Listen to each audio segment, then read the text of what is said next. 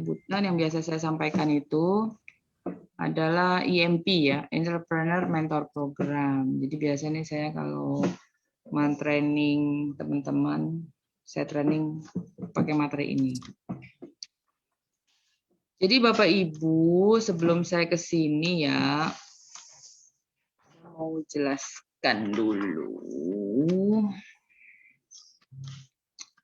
Sebentar.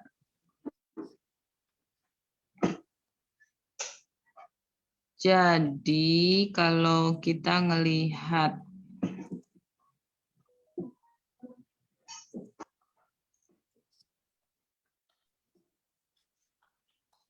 ini, kelihatan ya matching idea.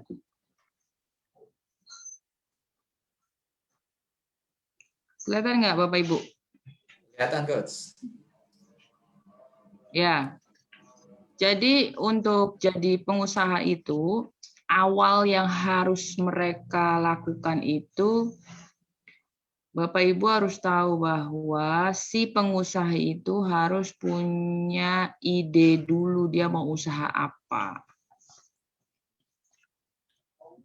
Nah, mau usaha apa ini, biasanya para pelaku UMKM itu nggak dipikirin pada saat pertama kali dia mau buka usaha.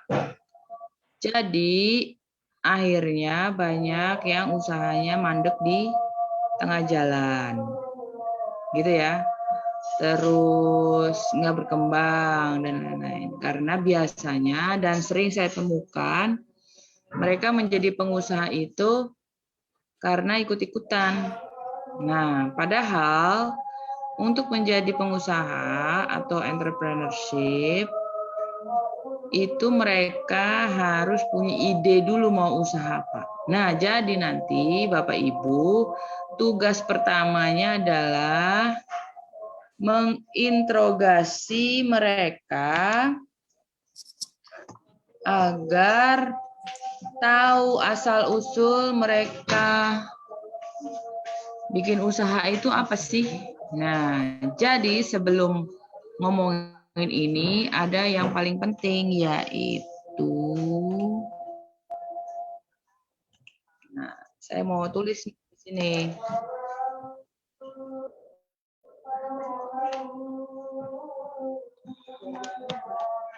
Saya mau gambar-gambar dulu ya.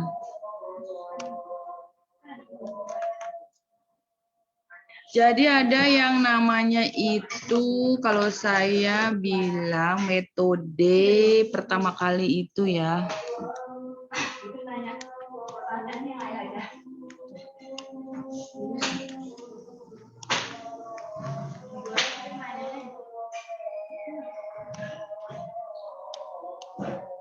Sorry.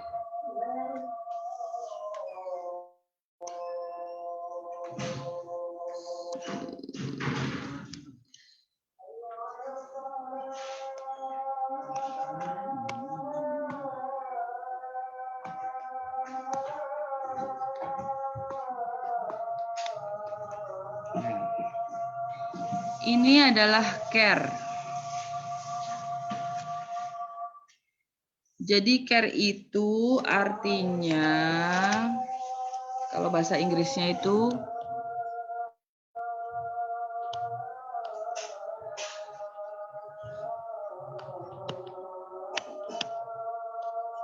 clarity,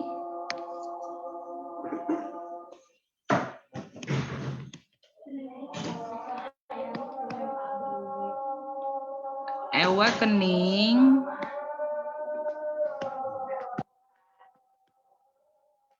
resolution, sama empowerment. Nah, ini nanti saya jelaskan. Apa sih bahasa Inggrisnya ini ya, nggak ngerti kan gitu ya. Jadi Bapak Ibu kalau nanti kedatangan binaan-binaan UKM, mengeluh ini itu gitu, mengeluh-mengeluh usahanya nggak maju, usahanya mandek, kurang modal biasanya ya. Jadi pertama kali yang Bapak Ibu harus lakukan adalah cek care-nya, yaitu clarity, awakening, resolution, empowerment. Clarity itu adalah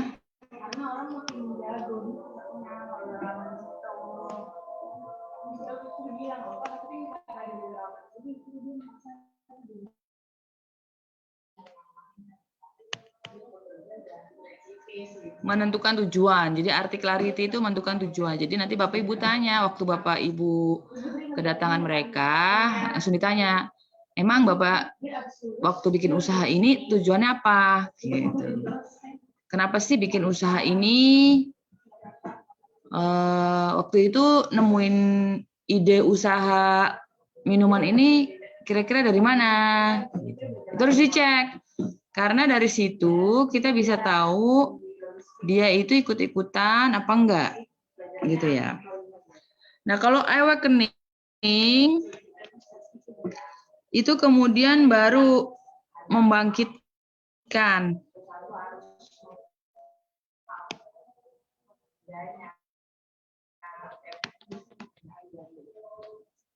Membangkitkan artinya di sini adalah kesadaran dia untuk melakukan usaha itu udah benar belum? Kapasitasnya bagaimana? SDM-nya gimana? Dia sendiri punya keahlian apa enggak? Gitu. Ya, berapa orang yang sudah memulai usahanya dia? Nah, itu nanti Bapak bisa cek juga. Ini usahanya serius apa main-main gitu ya. Kalau resolution itu adalah apa ya? Kembali menyusun prioritas.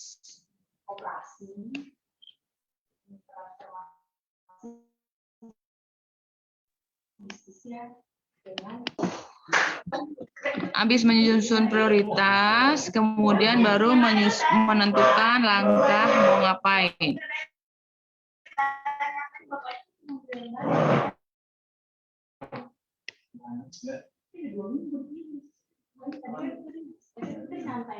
Ya.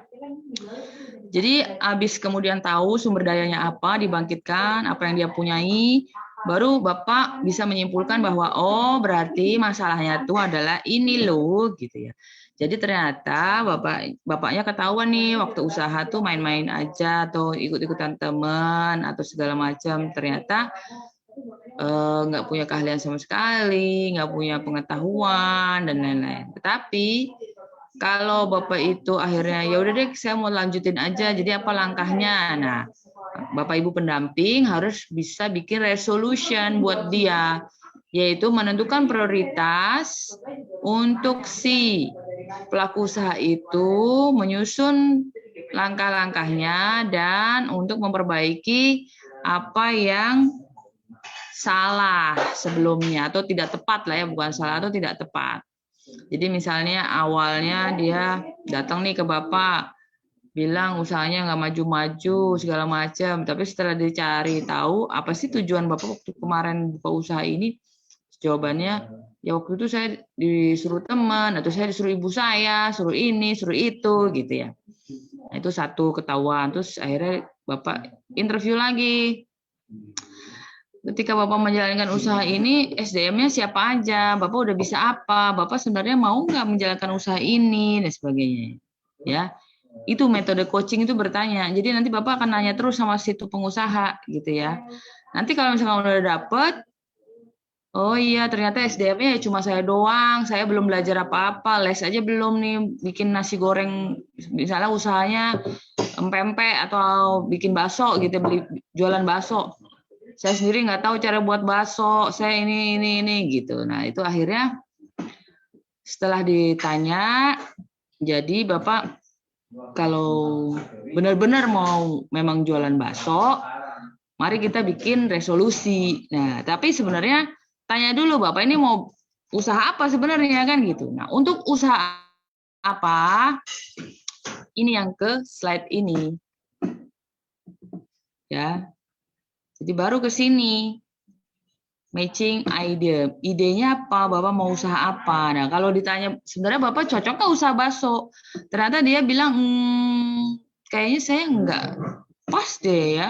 Pak, saya usaha bakso karena saya ini disuruh Bapak saya usaha bakso.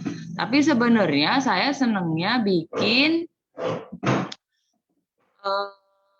apa ya, pernak-pernik misalnya gitu. Atau misalnya saya sebenarnya nggak suka bikin bakso, saya senangnya bikin roti misalkan gitu, ya. Jadi ternyata ada hal yang salah waktu dari awal tidak tepat, sehingga ya benar usahanya tidak berkembang. Sehingga tugas Bapak Ibu adalah untuk mencari tahu apakah match sama idenya dia enggak. Nah, setelah match sama idenya dia, kemudian dicek. Nah, ini untuk mencapai resolusi tadi yang saya bilang ya. Oke, Bapak akhirnya setuju bahwa Bapak mau jualan bakso. Atau oke, Bapak setuju bahwa Bapak ingin bikin pernak-pernik, gelang misalnya. Langsung dicek dulu. Nah, cara ngeceknya adalah ini tadi, ya. Bapak ini punya talenta nggak sebelum Bapak bikin resolusi, sebelum Bapak Ibu bikin resolusi. Talentnya bagaimana? Bikin talentnya. Nah, saya jelaskan di sini. Oke. Tadi kan saya bilang bahwa talent itu sama dengan apa tadi?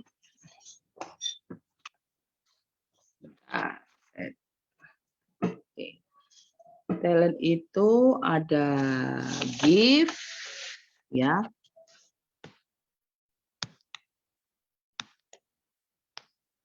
Gift itu kan kado ya. Ada love, ada skill. Jadi ketika Bapak itu bilang saya mau bikin ini aja, dia bikin pernak-pernik gelang.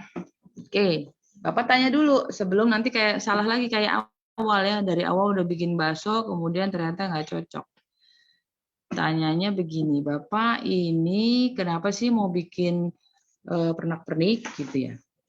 Apakah Bapak punya bakat atau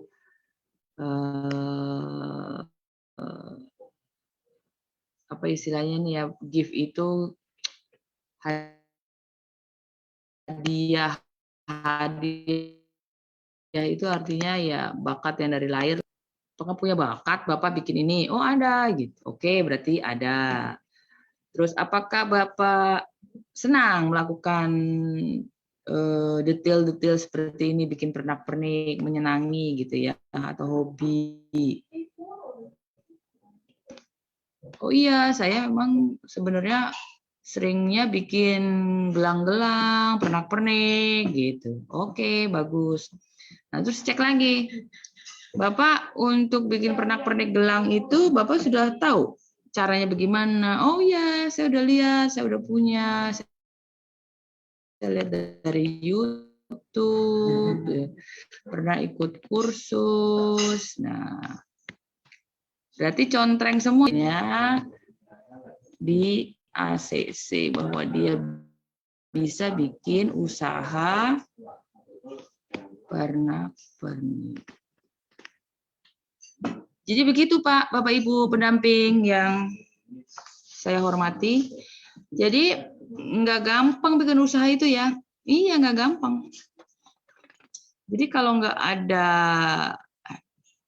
bakatnya, nggak ada hobinya, kesenangannya, dan yang lebih penting adalah punya skillnya. Nah, ini dicek. Ini namanya setelah Bapak nemuin, Bapak baru bisa bikin resolusi. Resolusi itu apa sih? Yang tadi saya bilang, menyusun prioritas apa yang mau dilakukan. Contohnya begini. Ketika Bapak itu bilang tidak punya skill misalnya, tapi gift-nya ada, love-nya ada. Berarti tugas Bapak Ibu pendamping adalah memberikan apa? Ada yang tahu?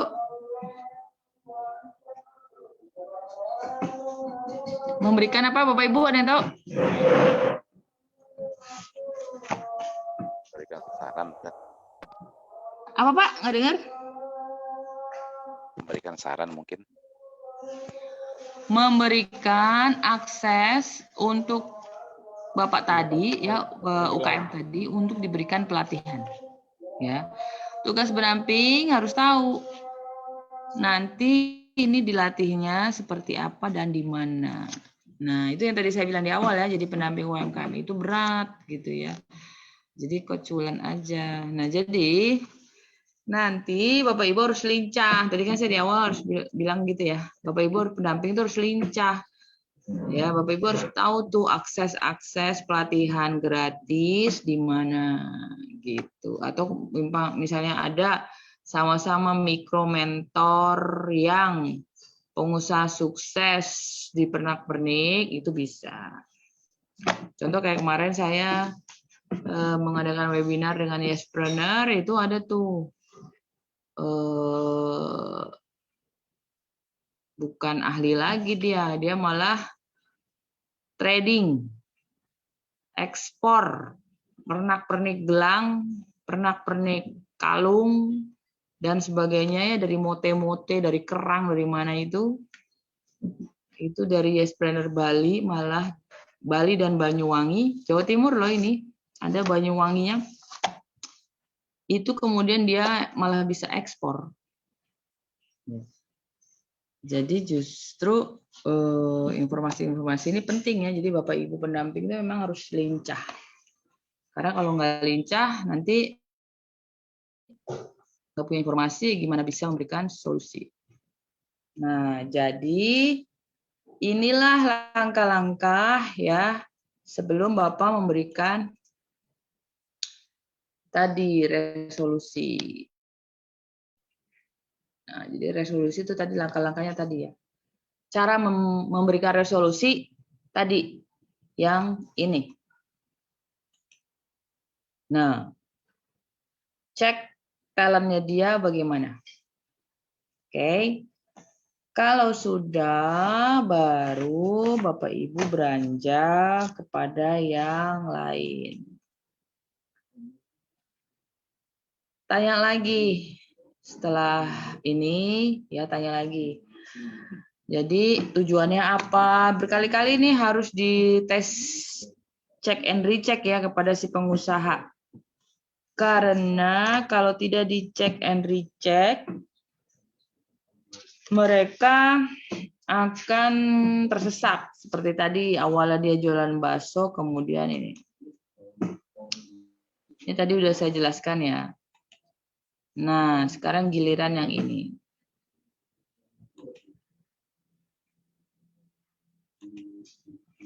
Nah, sekarang saya mau menjelaskan yang ini. Untuk ngecek Bapak Ibu kepada binaannya, sudah benar belum dia pilih pernak-pernik? Boleh aja, sah-sah aja. Oke, semangat gitu ya bikin pernak-pernik. Tetapi Bapak Ibu, ini kan udah ketemu ya tadi ya. Sisi ini udah ketemu ya.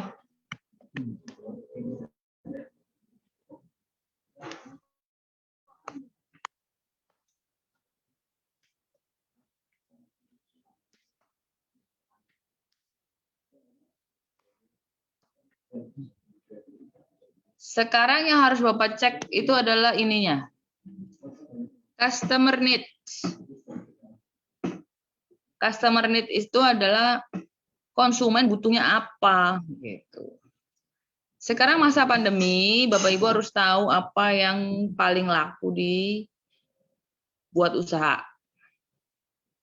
Ada yang tahu paling laku apa? Makanan. Terus ekspedisi. Apa? Ekspedisi. Iya, ekspedisi, betul. Makanan, ekspedisi, terus kesehatan. Ya, yang berhubungan kesehatan, herbal-herbalan. Terus yang berhubungan dengan fashion. Daster rame coach. Apa? Masker. Ya itu tadi saya bilang kesehatan. Ya, yang berhubungan dengan kesehatan dan obat-obatan itu laku. Kemudian juga itu fashion. Fashion itu ternyata laku loh. Jadi ada risetnya, saya baru baca kemarin. Tokopedia, Shopee, dan Bukalapak memberikan survei, ternyata selama pandemi orang di rumah aja, akhirnya orang-orang pada belanja online. Salah satu yang paling digemari belanja online adalah fashion. Karena nggak ada kerjaan kan ya, jadi dia ngeliat-ngeliat barang-barang keren, baju keren, kaos keren gitu. Padahal nggak tahu dipakainya kapan. Atau kerudung gitu. Ya, jadi ini potensi nih. Ya, tetapi memang tidak sebaik nomor 1, 2 itu adalah makanan, kesehatan, kemudian industri jasa seperti pulsa, jualan pulsa atau apa? Digital marketing. Kecantikan juga kayaknya sekarang banyak butuh untuk perawatan wajah dan lain-lain. Ya, mungkin ya. Karena harus terus tampil cantik di depan suami dan istrinya barangkali. Untuk modal jualan di depan kamera, Oh iya betul. Karena kan sekarang kebanyakan bikin konten ya di media sosial, jadi dia harus cantik. Jadi harus beli. Nah, Ya benar, Coach. bagaimana kalau Bapak Ibu ketemuan teman-teman UKM-nya yang bukan usaha yang tadi saya sebutkan? Pastinya dia akan bermasalah kan usahanya. Ya. Jadi Bapak Ibu, kalau Bapak Ibu menemukan teman-teman usahanya itu bukan yang tadi seperti spesifik kategori yang saya sebutkan, saya sarankan Bapak Ibu memberi saran ke mereka perlahan-lahan shifting. Nah, ada suatu ketika pengusaha tas sekolah curhat sama saya. Dia datang gitu ya, kemudian dia curhat bahwa usahanya hancur ketika pandemi. Saya tanya usahanya apa, dia bilang usahanya adalah bikin jahitan konveksi tas sekolah. Tas sekolah anak. Saya bilang dari awal saya waktu itu sudah dari awal ya saya bilang, Bapak Ibu, Bapak kan sekolah daring, nggak sekolah, jadi anak itu pasti nggak butuh tas sekolah. Tapi Bapak kan punya mesin jahit, gitu kan, dan Bapak bisa menjahit, jadi sebaiknya shifting jualannya, jangan bikin tas sekolah, tapi bisa juga bikin ya masker, ya kan sekarang lagi dibutuhin masker, kemudian ya kemeja atau baju lah segala macam, karena Bapak punya mesin jahit gitu, atau yang pas lah yang bisa digunakan tuh apa. Nah, untuk solusi stok yang sudah beratus-ratus di gudang ya dijual murah saja gitu ya. Nah, bapaknya waktu itu saya ingat tuh masih ngotot, dia nggak mau karena dia merasa skillnya ada di situ dan dia passionnya di situ. Dia lupa customer needs-nya. Ya. Jadi kalau ininya cocok, oke. Tapi ininya tidak butuh, siapa yang mau beli, betul nggak? Ya. Jadi Bapak Ibu akan menemukan ini pengusaha-pengusaha yang sudah dari zaman dahulu kala bikin usaha, sehingga dia akan repot dan berat banget untuk shifting ke usaha yang baru. Nah, itulah gunanya Bapak Ibu ya sebagai pendamping untuk memberikan pencerahan seperti ini. Jadi harus dijelaskan seperti ini kali Pak. Jadi biar dia punya apa istilahnya punya pencerahan. Nah, Bapak ngerti nggak nih artinya apa? Ini ada orang nggak senyum, ada orang nggak senyum, ada orang senyum tapi biasa, tapi ada orang senyum banget. Ada yang paham nggak? Your business itu bisnis kita, customer needs itu adalah kebutuhan konsumen, competitor doing adalah apa yang dilakukan oleh kompetitor. Contoh misalnya usaha Bapak Ibu ayam goreng. Usaha binaan Bapak Ibu ayam goreng misalnya. Ini KFC. KFC, McD gitu ya. Ini melakukan promo-promo misalnya atau aktivitas lainnya ya, diskon. Nah, kebanyakan promo atau apa giveaway atau menu baru lah, menu baru. Ini kebaca nggak sih tulisan saya kayak tulisan dokter?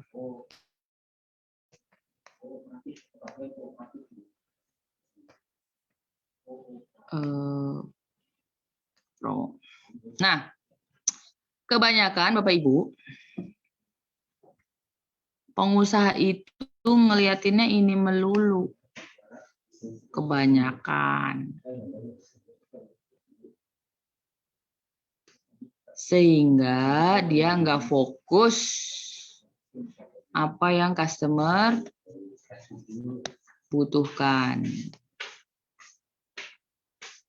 Padahal yang paling benar, lihat nih. Ya, lingkaran yang orang senyum kuning. Jadi pengusaha itu nggak usah mikirin ini. Nggak usah mikirin ini. Ya, Bapak Ibu boleh ngelihat doang, ya. Boleh tahu doang, tapi nggak usah terlalu pusing. Tapi yang harus dilihat adalah customer needs. Jadi nanti bilang kepada binaannya, sekarang itu cocok nggak bisnis Ibu sama kebutuhan customer? Kalau tadi yang saya cerita bisnisnya bikin tas sekolah ya, sekarang ya nggak ada customernya karena orang daring, ya. Paham ya sampai di sini ya? Nah, untuk itu saya supaya lebih jelas lagi dari situ ya. Saya mau kasih penjelasan gini. Supaya paham.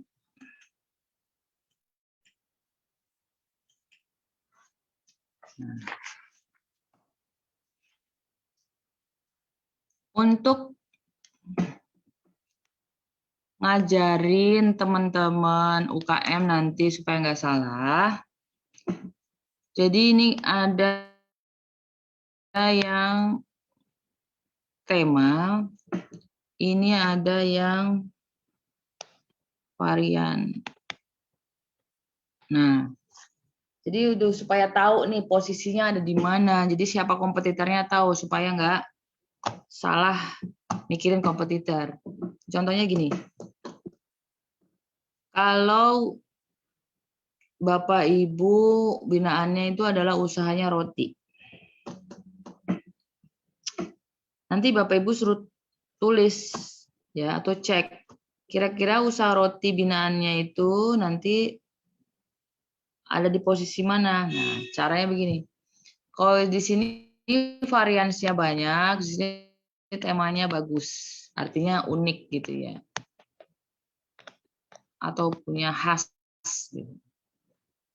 Misalnya dia hanya jualan roti khas Maluku. Berarti kan temanya tinggi kan, temanya ada. Temanya ada, tapi karena dia hanya jualan roti khas Maluku, berarti dia ada di sini.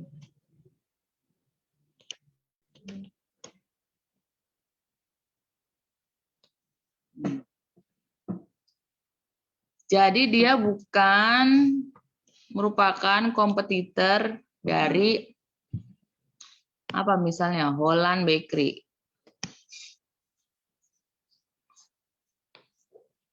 Misalnya Holland Bakery di sini. Nah, ini caranya Bapak Ibu untuk mengetahui lawannya si roti Maluku siapa sih supaya nggak salah bikin iklan atau nggak salah melakukan strategi pemasaran. Ya, jadi ketika di mapping begini, ini variansinya banyak, Holland temanya juga oke. Ya, Holland Bakery itu kan temanya ya roti-roti barat lah gitu ya. Dan variansinya banyak, jadi roti Belanda lah khasnya kan gitu. Jadi dia ada di sini. Nah, usaha Bapak Ibu ada di sini karena cuma menjual roti khas Maluku. Bertema juga, ya karena dia punya ciri khas Nusantara dan roti Maluku. Jadi kalau bikin strategi pemasaran harus cari yang kompetitornya di sini. Nah, ini adalah kompetitor si roti Maluku. Ya, bagaimana mengalahkan yang ini? Bukan ngalahin yang ini. Nah, jelas bedanya kan, Pak? Jadi Holland Bakery itu bukan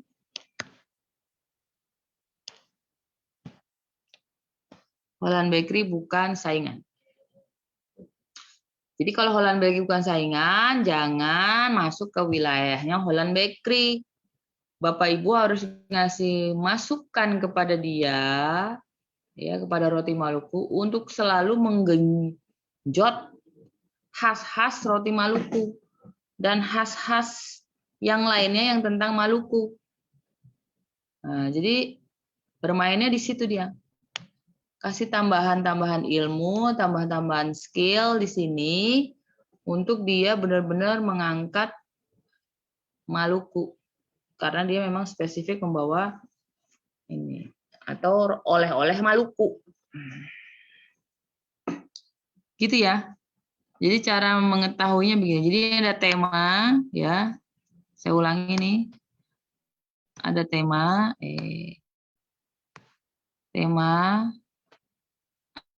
ada varians. Ini penting.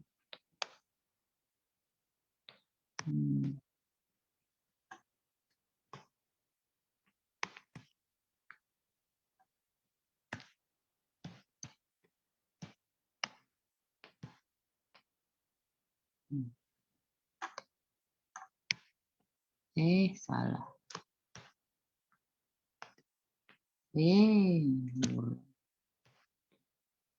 Ada tema.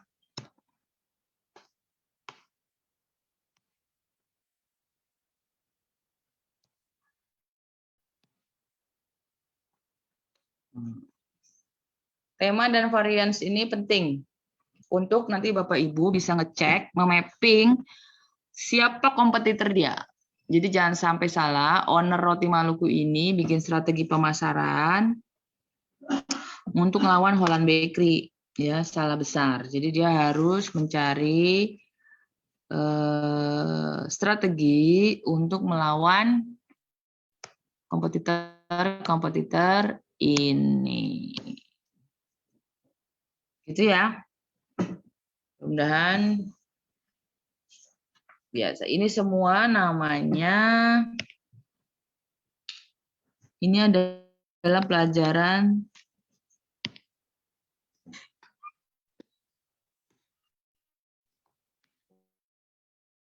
positioning.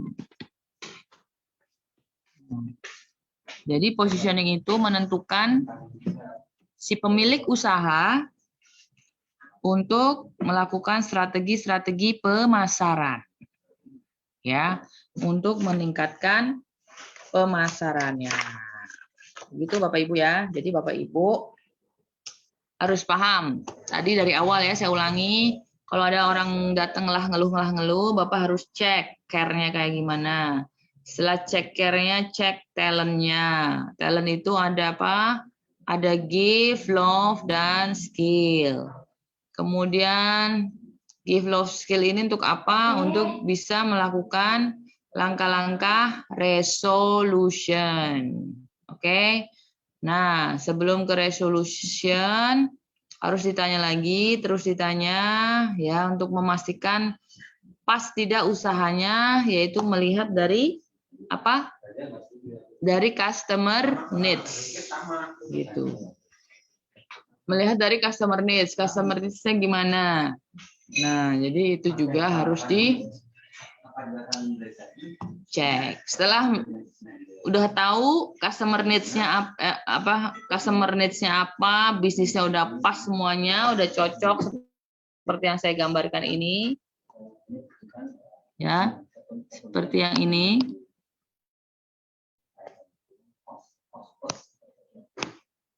Nih. Ini yang kuning, ya saya garis kuning. Jadi kalau udah pas, berarti tinggal bikin strategi pemasaran. Nah, strategi pemasarannya harus cek positioning.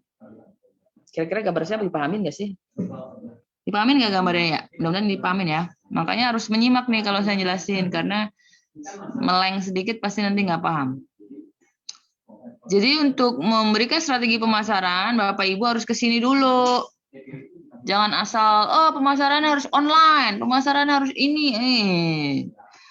Bapak Ibu nggak tahu jantungnya untuk bisa bikin pemasaran harus tahu positioning map. Positioning map itu artinya bahasa Indonesianya adalah posisinya itu di pasar bagaimana. Nah itu. Jadi setelah tahu posisi pasar di mana, ternyata kompetitornya itu yang ini. Nih.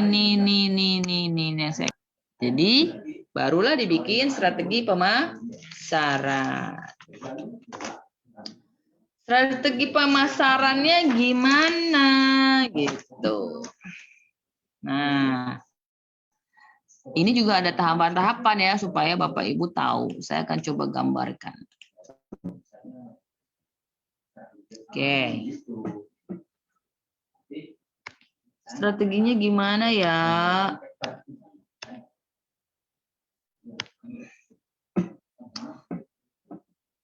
Strategi untuk promosi.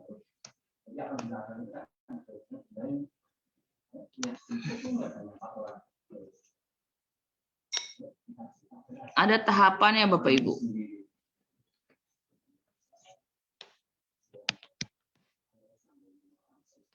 Dikenal,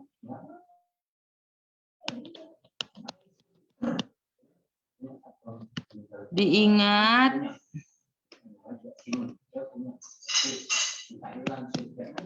dipilih,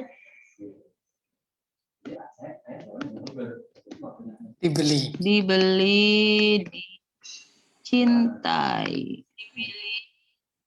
Ya, jadi ada tahapan-tahapan promosi itu.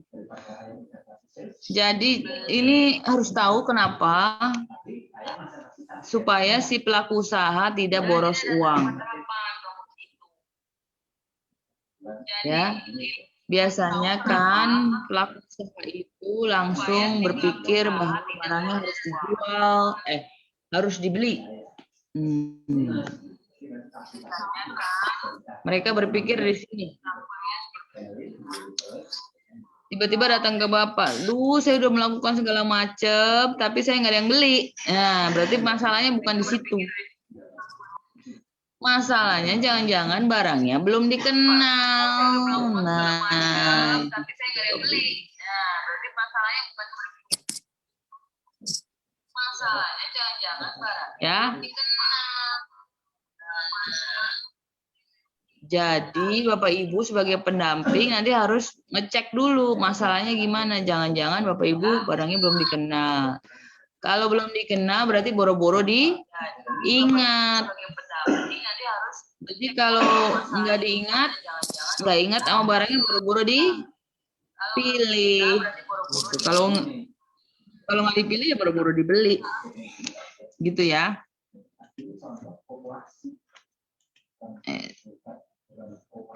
Nah, jadi kayak gitu. Jadi gimana caranya supaya dikenal, diingat, dipilih, dibeli? Ini ada cara-caranya ya. Jadi dikenal. Ada yang bisa tahu nggak? Kenal itu bagaimana? Jadi kalau dikenal Bapak Ibu ya, jadi Bapak Ibu nanti memberikan masukan bahwa ini sebenarnya masih ke dalam metode awareness ya.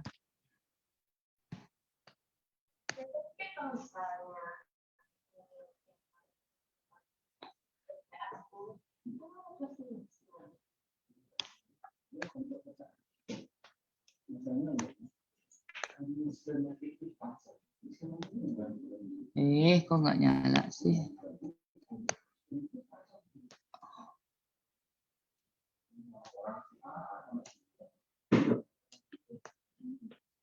Halo, suara saya kedengeran nggak, Pak? Jelas, good. Jelas ya.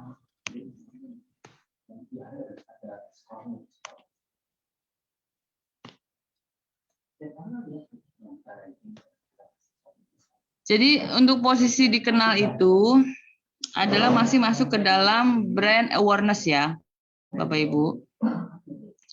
Ini kursornya loncat-loncat ya, maaf ya.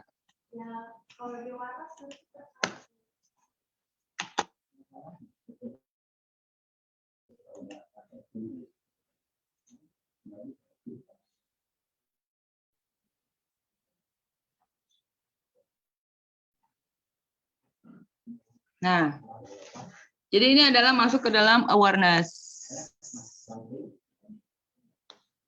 Awareness itu adalah masih target perkenalan.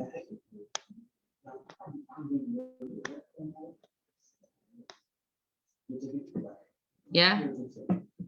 Jadi dites.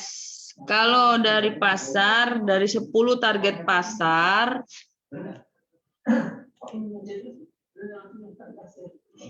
berapa orang kenal dengan produk Anda? Jadi survei aja, coba survei. Ada yang kenal nggak produknya?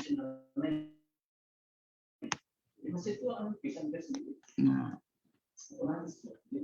kalau diingat berarti ini masuk ke dalam 10 nih. Ya, awareness tuh kalau orang suruh nyebutin 10 produk yang sama, nama Bapak, nama produk Bapak Ibu masuk gitu. Contohnya kurang lebih gitulah. Tapi kalau nggak masuk ya belum dikenal berarti gitu. Contoh di lingkungannya sendiri aja dulu. Kalau jualannya di Maluku berarti apakah tadi yang saya bilang ya roti Maluku misalnya, apakah roti Maluku warga Maluku kira-kira tahu nggak ya? Gitu.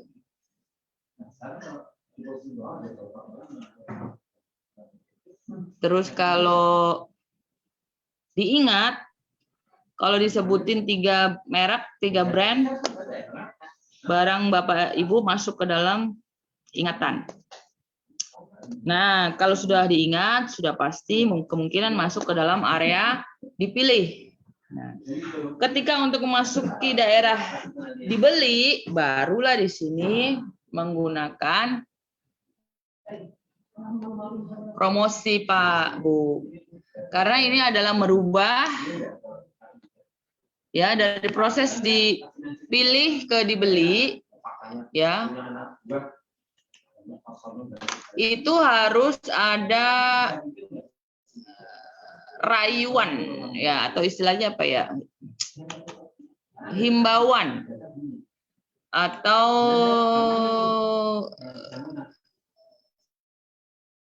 tekanan gitu ya, agar orang mau membeli. Nah, disitulah akhirnya baru dimainkan strategi-strategi pemasaran.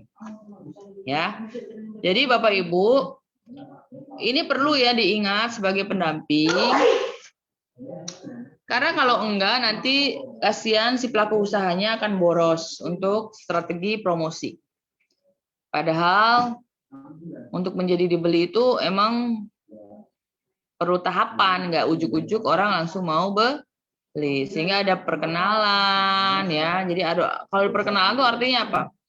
Ya di promo-promoin aja gratis dulu gitu ya, mengundang orang untuk launching bukunya, itu awareness tuh supaya dikenal, launching rotinya gitu, sebagai sponsor dulu supaya dikenal dan sebagainya. Nah, kalau untuk menjadi dikenal kemudian diingat, harus ada follow up. Follow up-nya misalnya kemarin ngasih launching, kemudian orang-orang yang hadir ditanya gimana rasanya, gimana penilaiannya gitu. Jadi secara intim itu memang harus ada pendekatan. Ya. Nah, kemudian pasti mulailah untuk supaya dipilih. Dipilih berarti harus unggul ya. Unggul mempromosikan produknya, kemudian juga memberikan promo-promo. Nah, sekarang udah ada yang tahu belum? Kalau untuk sampai proses dicintai, yang harus dilakukan apa? Ada yang tahu?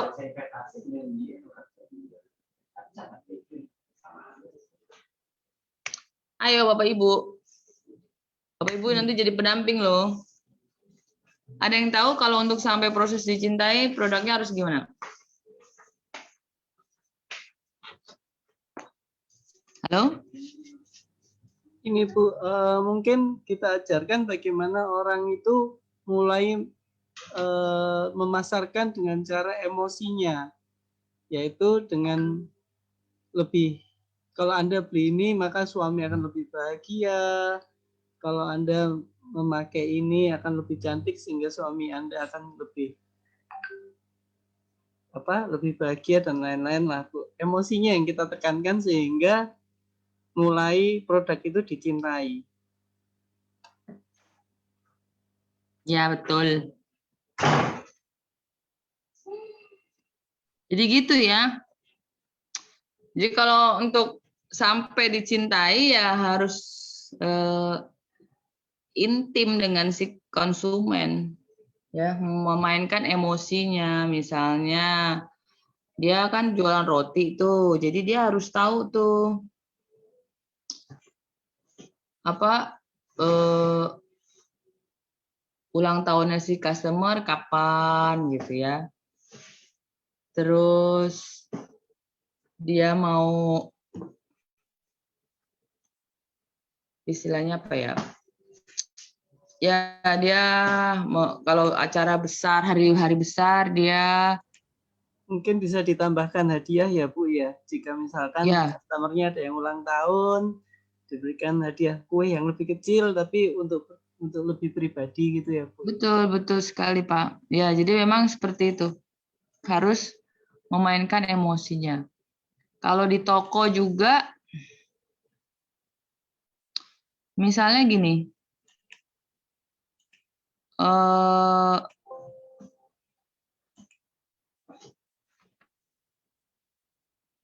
Contohnya gini, misalnya jualan nih di toko, karyawannya harus inget tuh pelanggan spesialnya, ya. Jadi karyawan harus ingat pelanggan spesialnya, dia harus bisa bilang, menyebut namanya bila pelanggannya itu datang. Selamat siang Ibu, siapa gitu. Ya, kurang lebih kayak gitu. Misalnya ibu yang sering banget beli itu datang ya. Jadi si pelanggannya itu ingat gitu. Ya.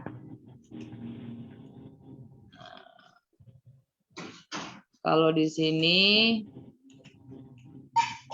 ya Di sini lebih lengkap ya, menentukan kekuatan, weaknesses, opportunity, threat itu tadi sebenarnya udah saya jelaskan.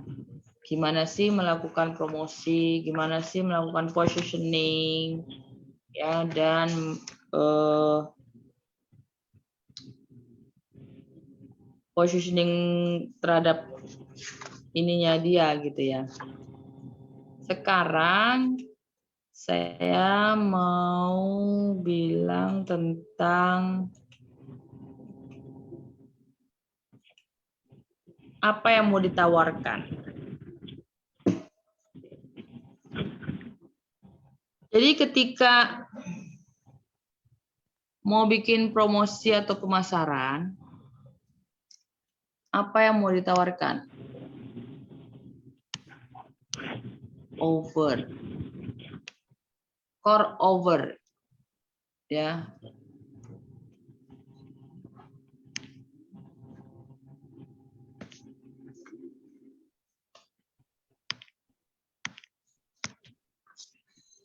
Jadi yang mau ditawarkan itu apa? Misalnya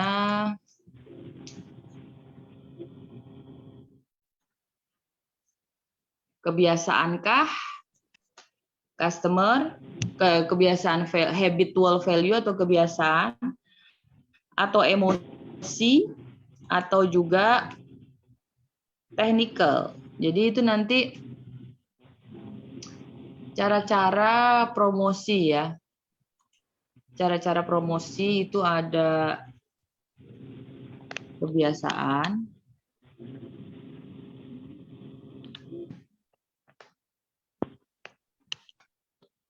ini hilang terus ya.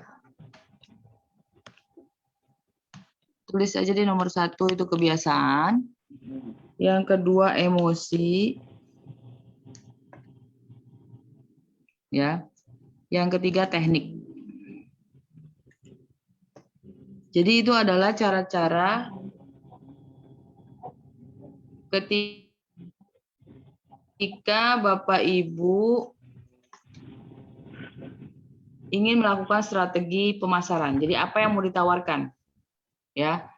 Jadi nanti ngasih tahu ini caranya penawaran pemasarannya, Bapak Ibu mau lebih kemana nawarinnya? Ya, apakah kebiasaan, apakah emosional, apakah secara teknik. Jadi kalau toko roti, kalau ngomongin kebiasaan apa berarti? Mungkin makanan sehat gitu ya, kita harus sehat gitu. Kalau emotion, misalnya kalau habis makan roti ini jadi dekat sama keluarga gitu. Kalau secara teknikal,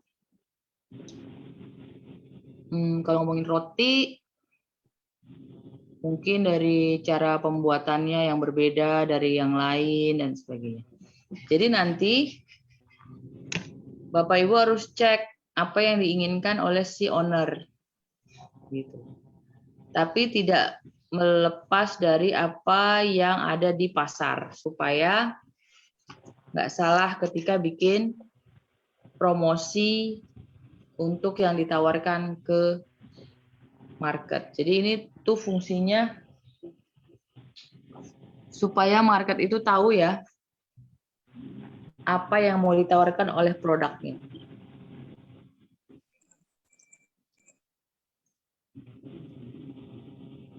Ya.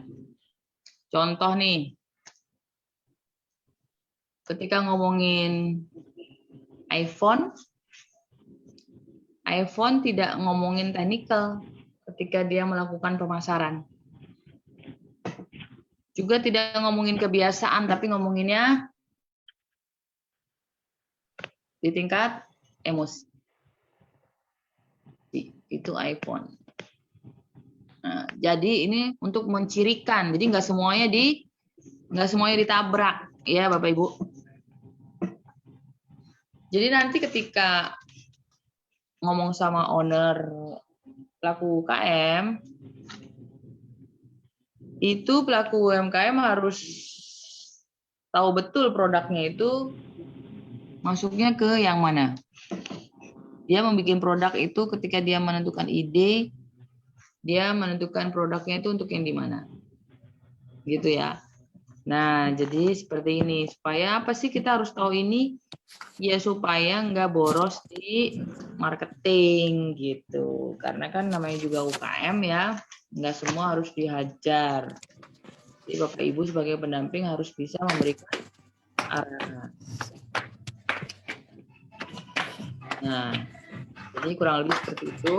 Terus ke Ada masa apa? ini strength, weakness, opportunities ini perlu ya dibahas satu ya. Kekuatan dia apa, kekuatan lawan apa, kekurangan dia apa, kekurangan lawan apa, peluangnya apa, kemudian apa yang menjadi ancaman bisa dilakukan. Baik. Ini ketika sudah tahu positioning map ya Bapak Ibu. Ini bisa menentukan langkah-langkah solusi. Apa ini? Nah, ya.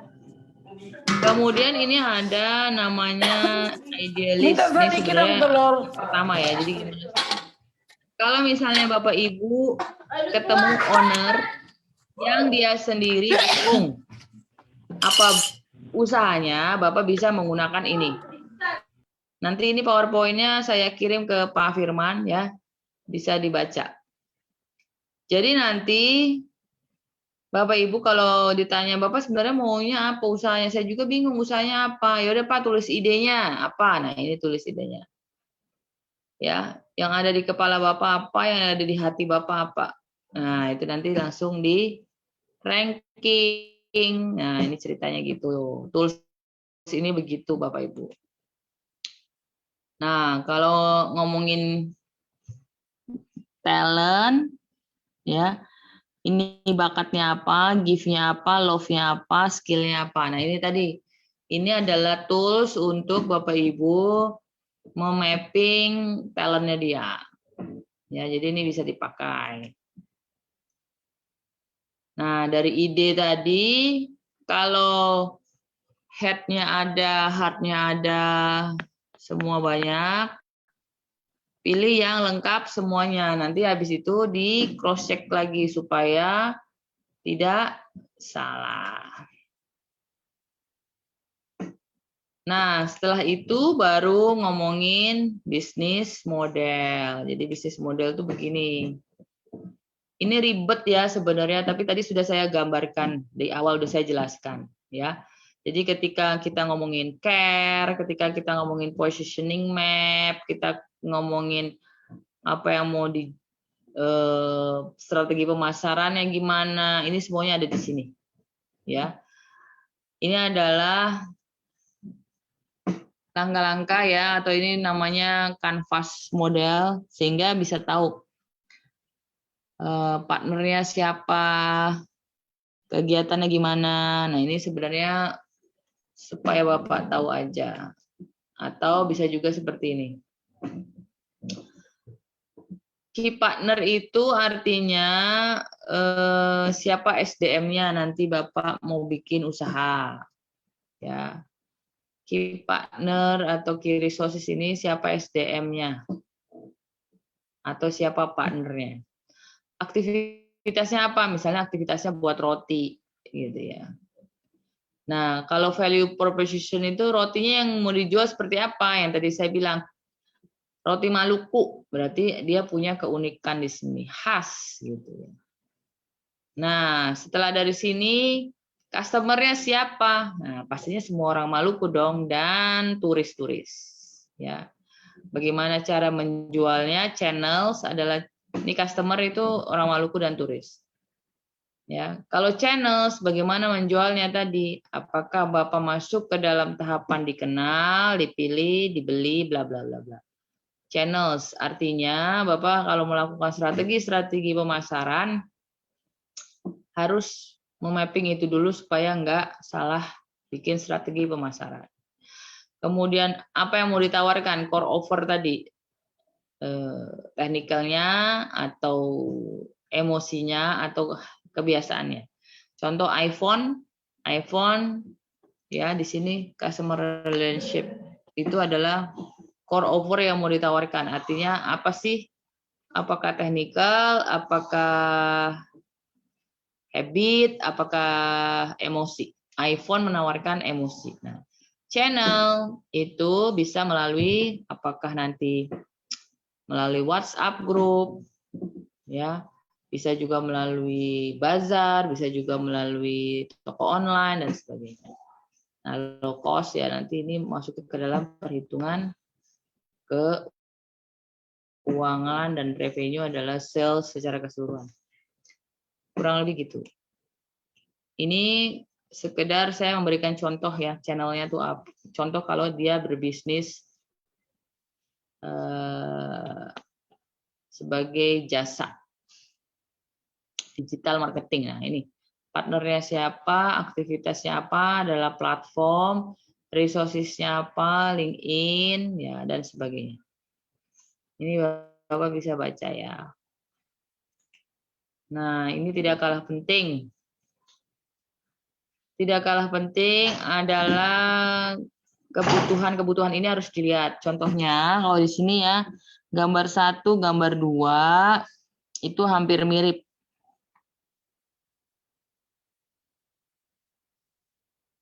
Ya, gambar 1, gambar 2 itu hampir mirip. Ada food, ada coffee, ada gambar coffee, ada ini. Jadi ini kita ngomongin bagaimana channel pengiriman dan lain-lainnya harus dipikirin kalau jadi pengusaha. Jadi kalau saya sarankan sih pengusaha itu harus sudah mulai memikirkan kolaborasi. Misalnya dengan pihak-pihak Grab, GoFood dan lain-lain ya. Kalau jualan sendiri, bikin sendiri, nulis sendiri, itu enggak benar itu, ya. Yang namanya pengusaha itu mentalnya harus mental bisnismen ya Bapak Ibu. Artinya kalau ini evaluasi demand tadi ya, pasar dan sebagainya, ini Bapak bisa baca aja nanti. Jadi begini Bapak Ibu, kalau misalkan ditanya siapa yang melakukan bikin kuenya, saya. Siapa yang memasarkan, saya. Siapa nanti yang bikin pemasaran, saya. Jadi kalau itu menurut saya belum benar. Namanya orang usaha itu Bapak Ibu, ya. Namanya orang usaha itu harus punya SDM. SDM-nya kan nggak perlu ngerekrut dulu. Jadi anaknya bisa, suaminya bisa. Jadi misalnya si ibu sibuk produksi, si bapak harus mikirin pemasaran. Kalau tadi Bapak Ibu sendiri lihat ya, untuk menjadi usahawan dan usahawati itu tidak mudah. Artinya banyak tahapan-tahapan yang harus dilakukan, ya memang begitu. Kalau itu belum bisa berjalan, berarti belum bisa disebut pengusaha. Ya disebut pengusaha tapi ultra mikro barangkali ya. Jadi kalau ultra mikro itu akan susah Bapak Ibu karena mereka sendiri akan masih berpikir saya ini kalau nggak jualan nggak makan. Nah kalau nggak jualan nggak makan inilah yang sudah agak tahapan serumit Bapak Ibu menjadi pendamping. Ya jadi mindsetnya harus disiapkan dulu Bapak Ibu siap jadi pengusaha karena pengusaha itu harus begini loh Bu gitu. Tapi ada tahapannya, tapi bisa berhasil gitu asal ada tahapan-tahapannya. Nah, ini saya kasih gambar ini prototype minimum viable product atau disingkat MVP, kemudian jadi produk. Jadi Bapak Ibu nanti harus menyarankan kepada owner bahwa mereka harus bikin MVP. MVP. Prototipe itu gambaran ya, gambaran doang, ini baru gambar doang. Kira-kira Bapak Ibu mau bikin roti kayak apa sih? Oh, kayak gini nih digambarin. Jadinya kayak gini. Ya. Nah, Untuk tes pasar, ininya yang dibagi-bagi, bukan ini.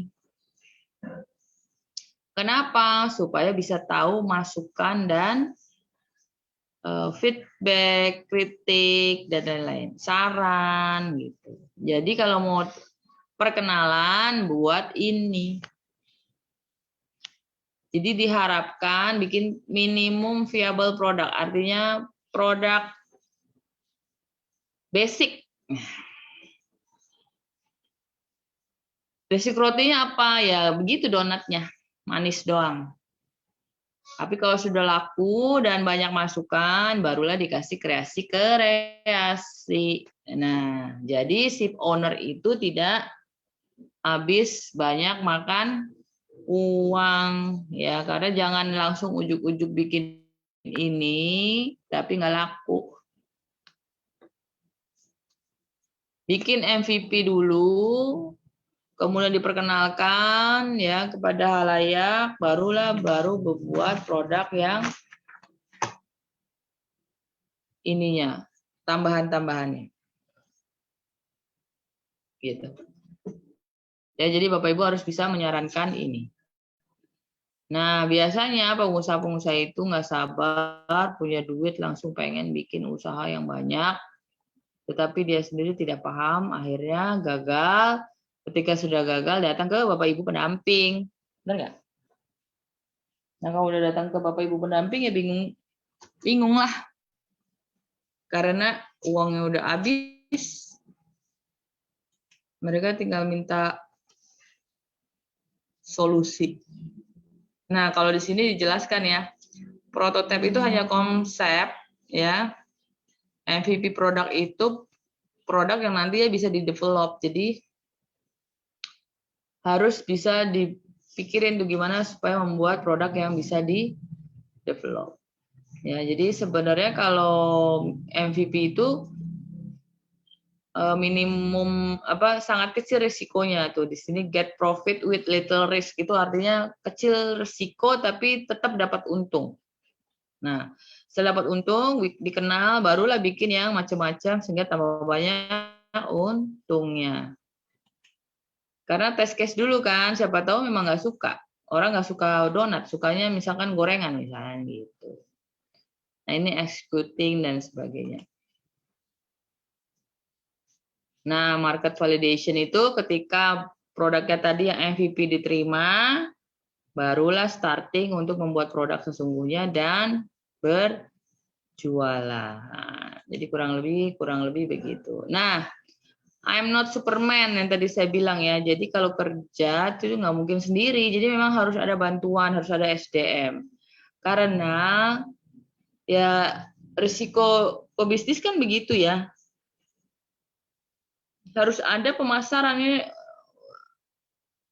Kalau udah buat produk kan harus dipasarkan. Kalau misalkan nggak ada yang memasarkan, si ibunya sibuk di dapur, gimana? Atau bisa juga itu aja. Nah, maksudnya ya seadanya.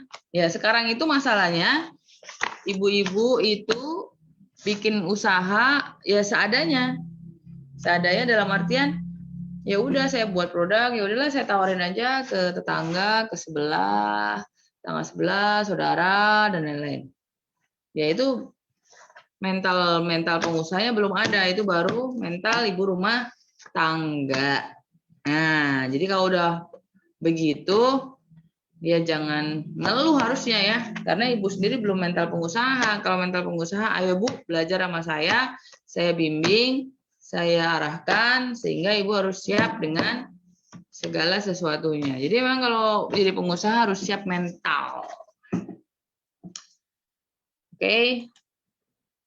Nah, selanjutnya ya ini harus ada timnya, minimal ada bagian marketing. Kalau ini kan besar lah ya, perusahaan besar. Minimal ada marketing, kemudian barulah dibentuklah mindset-mindsetnya, komitmennya gimana kalau secara tim. Ini Bapak Ibu nanti bisa lah ngasih teamwork dan lain-lain. Selesai. Jadi kurang lebih seperti itu ya. pencerahan dari saya. Nanti kira-kira PowerPoint-nya saya akan kasih ke Pak Firman ya, Pak Firman. Siap, Coach. Mungkin nanti Pak Firman bisa bagi, jika ada pertanyaan bisa juga Pak Firman dikumpulkan di Pak Firman, nanti Pak Firman akan kontak saya untuk misalnya ada pertanyaan dari teman-teman yang sekiranya nanti bisa jawab. Ya, jadi begitu teman-teman ya. Jadi selamat. Sebentar, Coach. Semoga jadi pendamping yang hebat. Ya, silakan jika ada pertanyaan, monggo. Coach, minta tolong yang materinya tadi, yang PowerPoint-nya yang sudah ada tambahan coret-coretannya, Coach ya. Oh iya. Kalian sama itu keren, Coach. Bagus. Penjelasannya lebih detail. Makasih, Coach Bulan. Iya. Itu kan coret-coret dokter, Pak. Nggak apa-apa, tah? Ilmu itu, Coach. Bagus. Boleh. Ada pertanyaan sampai sini? Tanya, Coach. Ya. Bagaimana kita sebagai pendamping itu, apa yang saran kita berikan atau ilmu yang kita sampaikan itu diterima oleh UKM yang didampingi. Jadi mereka tentunya kan perlu meyakini bahwa apa yang kita sarankan patut dilakukan, karena kebanyakan kan mesti mindset-nya berbeda. Dia maunya gini, kita menyarankan begini, kan seperti itu. Ya biasanya kan, mohon maaf nggih, mentornya nggak ngerti ilmunya.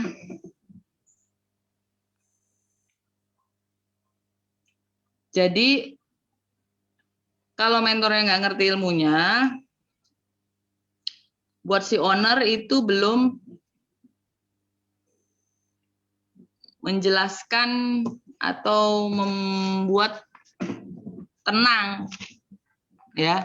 Nah tadi kan kalau tadi Bapak menyimak pemaparan saya, ini tadi dari awal saya join 37. 30, kemudian 37 selesai tetap 37. Ini berarti tetap standby nih, walaupun Maluku rupanya mungkin udah larut kali ya. Hebat nih, hebat. Nah, tadi kalau Bapak Ibu menyimak, itu adalah cara mendampingi UKM dengan metode coaching. Itu ilmunya. Jadi mentor itu harus ada ilmunya juga, ya. Karena kalau nggak ada ilmunya gimana dia mementori, ya wes angel gitu ya. Jadi si ownernya juga ngeyel-ngeyelan karena dia nggak paham, sama-sama nggak paham. Jadi mentor yang jelasinnya nggak clear, ownernya juga nggak paham ya. Jadi mudah-mudahan dengan materi saya nanti Bapak Ibu bisa dengan runtut gitu ya menjabarkan. Gini loh Bu, saya harus tahu dulu masalahnya gitu ya. Bapak Ibu itu bener nggak sih jualan bakso? Wah, dia pasti marah kan. Oh, saya ini udah puluhan tahun jualan bakso. Iya, tapi nggak apa-apa ya, saya cek dulu. Nah, gitu. Jadi caranya harus seperti itu. Nanti kalau memang sudah ketemu benar dan sebagainya, cek baru resolusi yang lain. Misalkan positioning map-nya bagaimana, kemudian nanti baru bikin channel pemasarannya gimana, dan sebagainya. Gitu sih Pak. Dan yang kedua, pendamping itu harus lincah ya. Lincah itu dalam artian networking-nya harus luas. Karena kalau nggak luas, gimana kamu bisa memberikan akses, ya? Karena kan akses informasi itu berasal dari mana aja. Bisa dari networking kamu, bisa dari kenalan, bisa dari teman kerja, bisa dari mana gitu ya tentang UKM. Jadi memang harus lincah mengetahui segala informasi yang ada tentang UMKM. Gitu. Itu Bapak Ibu. Ada lagi yang mau bertanya?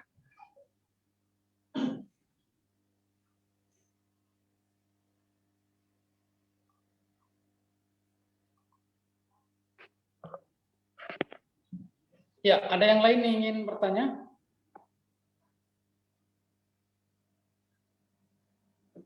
Pak Andris?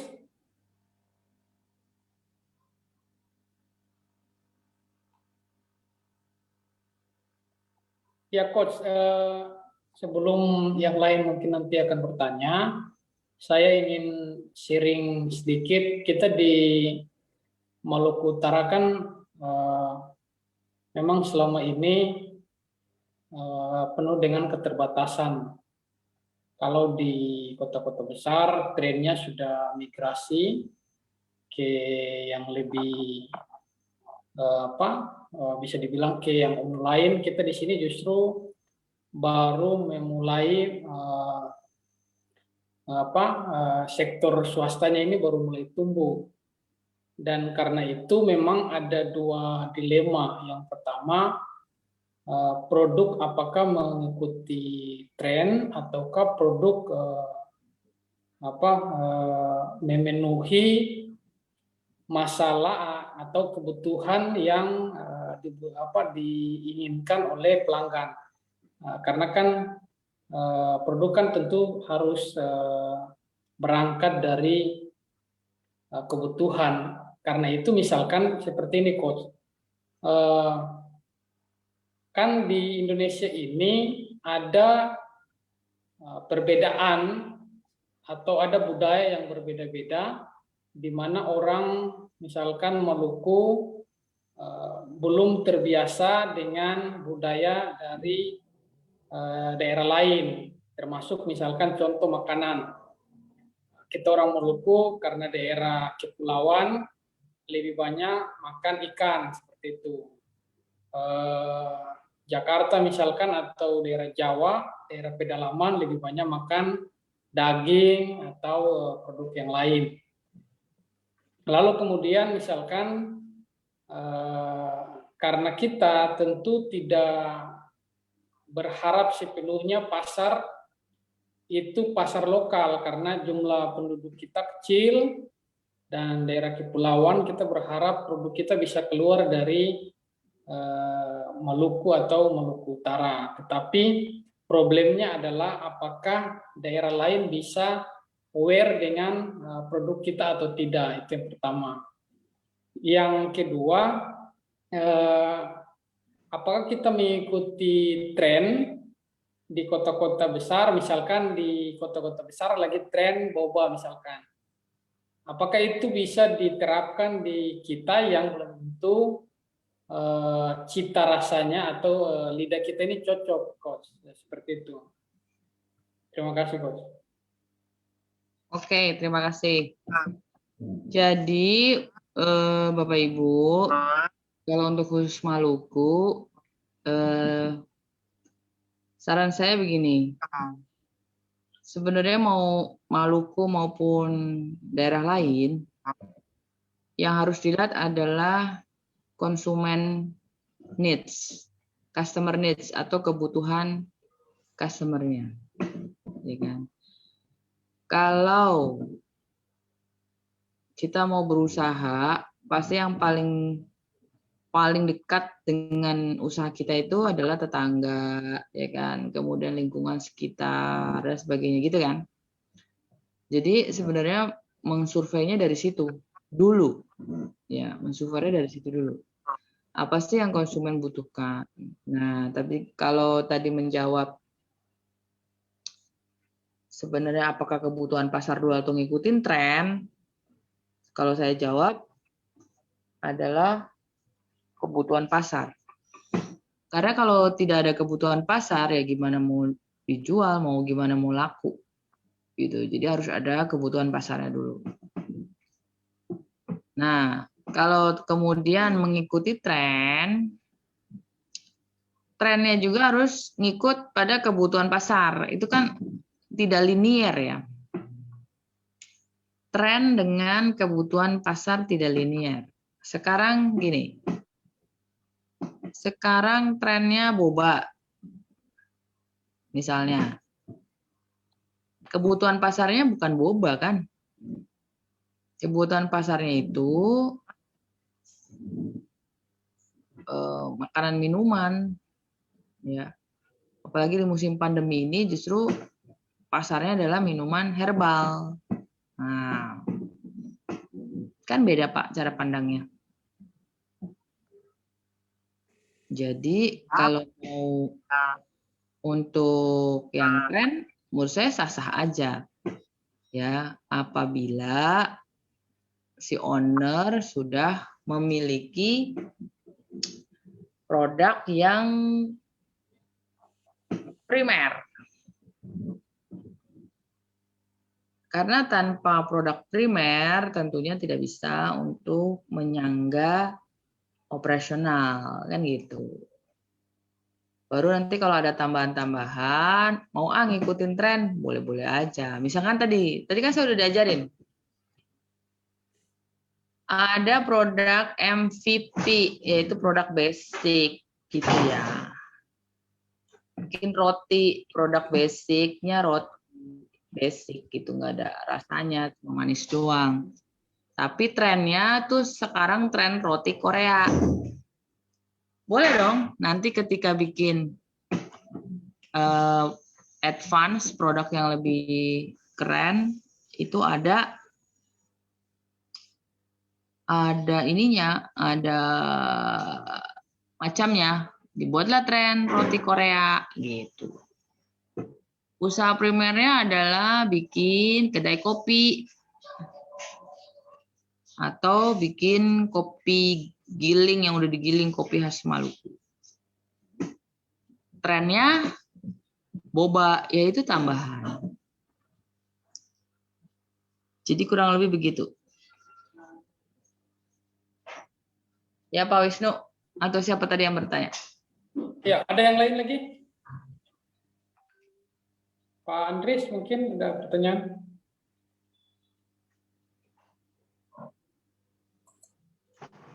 Ya. Terima kasih untuk kesempatannya.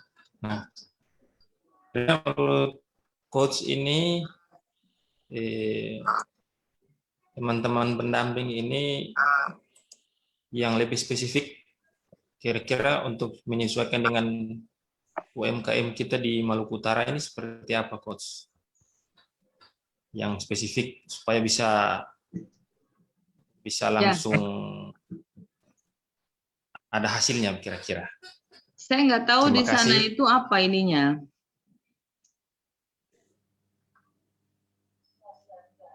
Kalau saya ngasih TOT di Sumatera Barat, kan saya udah tahu ya, kebanyakan mereka itu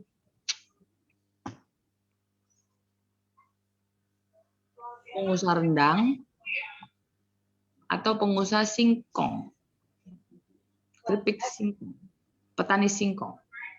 Nah, kalau di Maluku apa?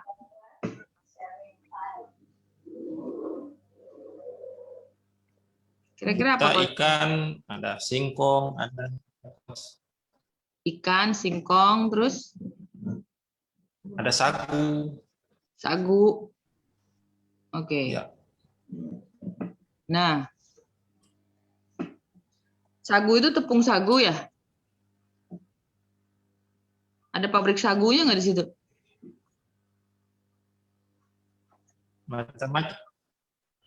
Macam-macam, Coach. Ada tepung, macam-macam olahan sagu. Nah,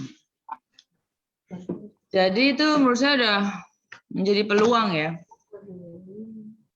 Kalau sagu itu bisa diekspor. Ya, jadi cari pasar ekspornya nanti. Ya, cari pasarnya dulu, kemudian nanti kita bukakan pintu ekspornya. Nah, nanti saya tanyain ya. Biasanya sagu itu dicari banyak di luar negeri. Ya. Tepung dari singkong juga yang mokaf itu dicari banyak karena itu non gluten. Nah, olahannya dari singkong atau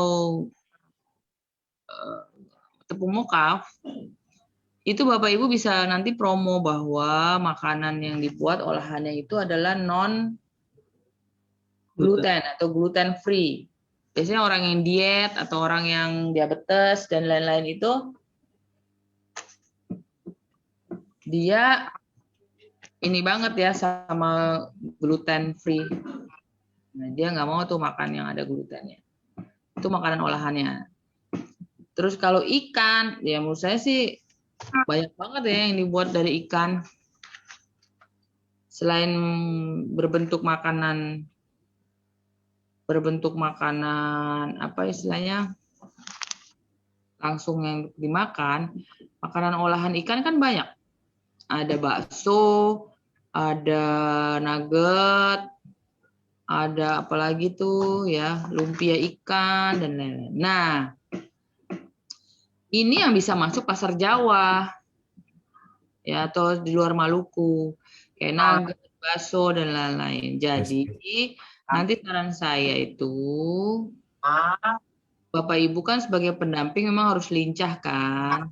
Nanti nanya tuh ke dinas itu kira-kira bisa nggak apa pasar yang bisa disinergikan dengan dinas-dinas koperasi atau perdagangan yang ada di luar Maluku. Misalnya mereka ngambil apa dari Maluku dan sebagainya. Itu pendamping harus tahu. Nah, ketika pendamping tahu demand-nya, tadinya di slide saya ada demand, kebutuhan pasar. Ya. Jadi pasar Maluku apa, pasar luar Maluku apa itu harus tahu. Baru Bapak Ibu mengarahkan para UKM itu bikinnya ini aja yuk gitu. Jadi misalkan sudah ada nih yang usaha bakso ikan. Tapi bakso ikannya masih terlalu sederhana. Nah, itu dilatih bikin bakso ikannya yang rada bagus ya kualitasnya supaya bisa masuk ke pasar di luar Maluku. Nah, caranya gimana ya? Jualan frozen ya, jualan frozen atau berupa tepung misalnya, tepung ikan dan sebagainya itu atau abon ikan. Jadi yang untuk bisa awet keluar dari Maluku ya, abon ikan dan sebagainya. Jadi menurut saya ini peluang ya, Maluku yang banyak ikannya masuk ke pasar Jawa yang memang kurang ikan kan gitu. Sama seperti jualan apa minyak kayu putih. Minyak kayu putih Maluku bukan? Atau rempah-rempah. Itu bisa jualan. Minyak kayu putih dari Maluku bukan sih? Iya, Maluku, Coach. Ya. Ambon. Nah, tapi sayangnya ini saya pernah lihat ya. Harga minyak kayu putih 200 mili di Jawa itu 70.000. Tapi saya punya teman di Maluku jual 200 mili 100.000 lebih. 150.000. Nah, ini PR ya buat para pendamping, kenapa bisa begitu? Ya, jadi memang betul asli, misal asli Ambon misalnya. Tapi kan pasar itu apalagi sekarang dari susahnya daya beli akan mencari barang yang berkualitas tapi harga kompetitif.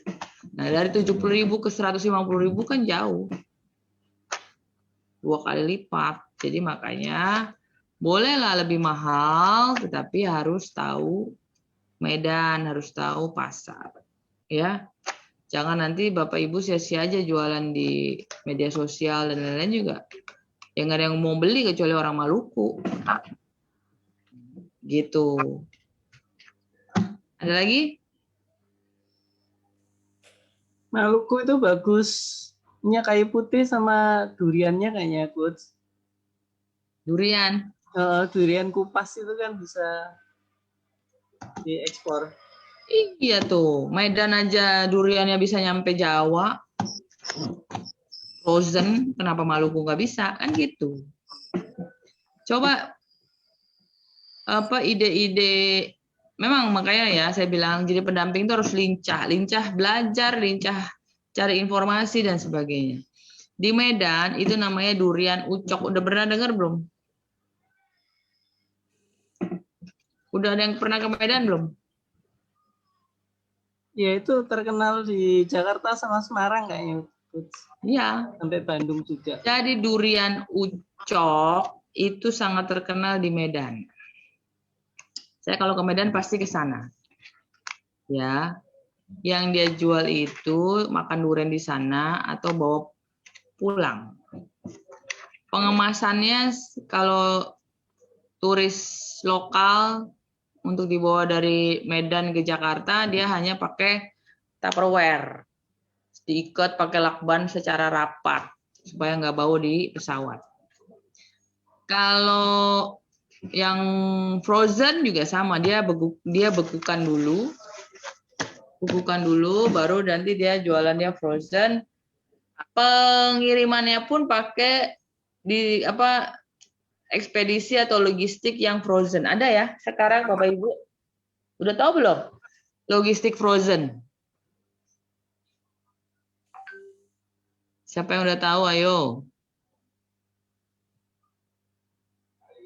Ada ya Bapak Ibu, sekarang logistik khusus frozen. Jadi jangan ngirim barang frozen pakai JNE. Nanti barang Bapak Ibu jualannya busuk. Jadi jualannya pakai logistik frozen. Cari aja frozen logistik. Itu di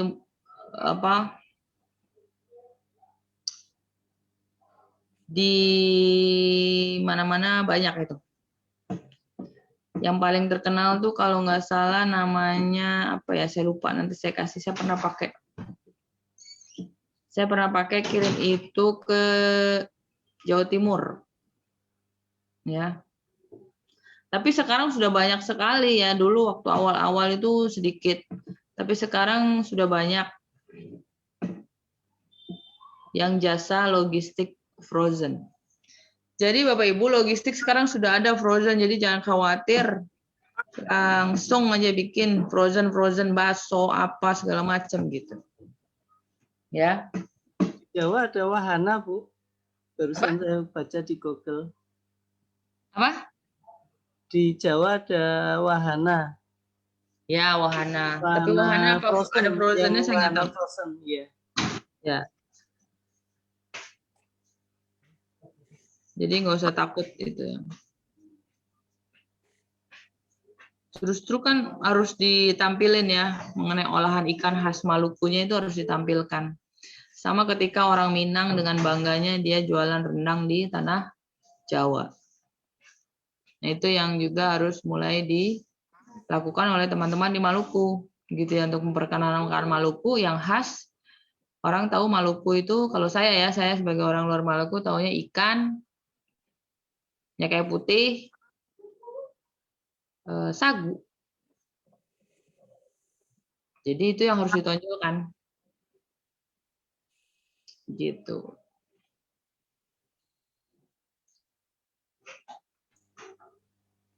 Makanan khas Maluku, contoh kayak misalkan rendang khas Padang, khas Maluku apa? Nah itu juga mulai dipikirin tuh gimana bikin makanan olahannya secara beku atau kalengan untuk dijual di tanah Jawa. Gitu, Pak.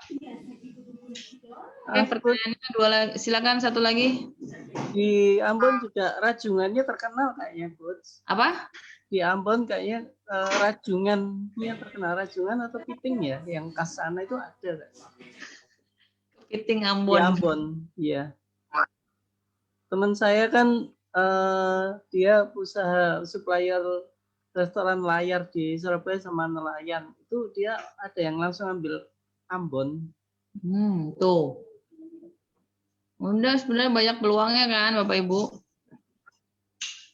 Ya betul, di Jawa tuh susah cari kepiting. Itu bisa jadi usaha. Jadi Bapak Ibu, usaha itu bukan berarti harus punya produk, bikin produk bakso,